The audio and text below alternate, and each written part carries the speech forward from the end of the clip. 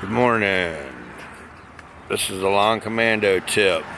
As you look at a tree as they get older, you want to keep your leaders trimmed up over 10 feet. I'm only 6 foot tall, so you can see it, these leaders are all too low.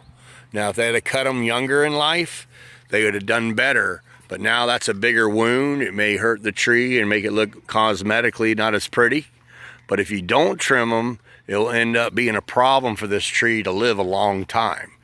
Now you can see these lower branches only get bigger, and even here they've grown together, which is kind of a neat look, but it's not something that's going to survive in a storm and problem, with the wind blowing through, and the tree's just not going to handle it.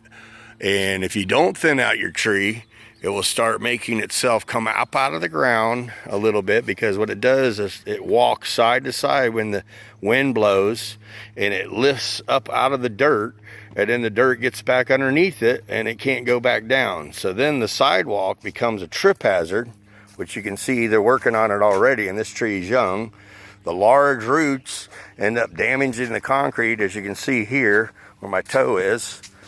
And then you're either fixing the concrete, and the tree is going to have a big root system where you cannot do grass or any kind of bushes.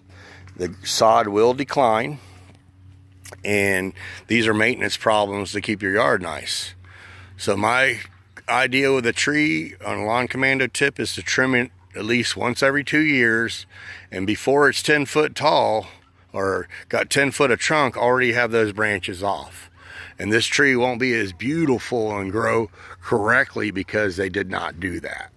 Now you can see over here at that house, they trim more often, and their tree looks better as far as leaders aren't all clustered together.